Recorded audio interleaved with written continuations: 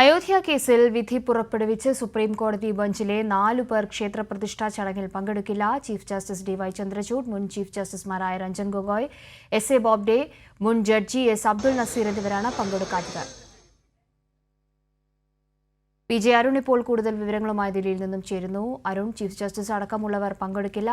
അശോക് ഭൂഷൺ ഇപ്പോൾ പങ്കെടുക്കുമെന്ന നിലയ്ക്കുള്ള വിവരങ്ങൾ പുറത്തുവരുന്നുണ്ട്.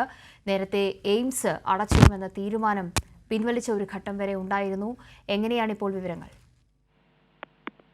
കാവ്യ, രാമക്ഷേത്രത്തിന്റെ പ്രതിഷ്ഠ ചടങ്ങിലേക്ക് അയോധ്യ കേസിൽ വിധി പറഞ്ഞ സുപ്രീം കോടതി ജഡ്ജിമാർക്കും ഇന്നലെ ക്ഷണം നൽകിയിരുന്നു. 2019 അന്തിമ വിധി പ്രഖ്യാപിച്ച അന്നത്തെ ചീഫ് ജസ്റ്റിസ് രഞ്ജൻ ഗൊഗോയ് ഉൾപ്പെടെയുള്ള 5 അംഗ ബെഞ്ചിനായിരുന്നു ക്ഷേത്ര പ്രതിഷ്ഠ കമ്മിറ്റി നൽകിയത്. ഇതിൽ അശോക് ഭൂഷൺ പങ്കെടുക്കുമെന്നുള്ള വിവരമാണ് ഇപ്പൊ നമുക്ക് അറിയാൻ കഴിയുന്നത്.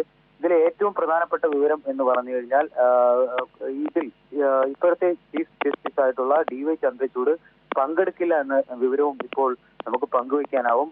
മറ്റുള്ളവരും ബാക്കി ഈ ബെഞ്ചിലുണ്ടായിരുന്ന അശോക് ഭൂഷൺ മാത്രമായിരിക്കും ഈ ചടങ്ങിൽ പങ്കെടുക്കുക.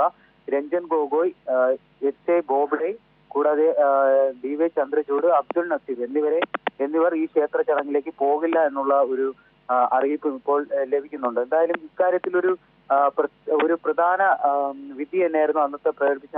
അന്ന് വിധി പറഞ്ഞവരിൽ ചന്ദ്രചൂഡ് ഒഴികെ ആ ബെഞ്ചിൽ എല്ലാവരും വിരമിച്ചിരുന്നു. രഞ്ജൻ ഗൊഗോയ് ഇപ്പോൾ രാജ്യസഭ MP ആണ്.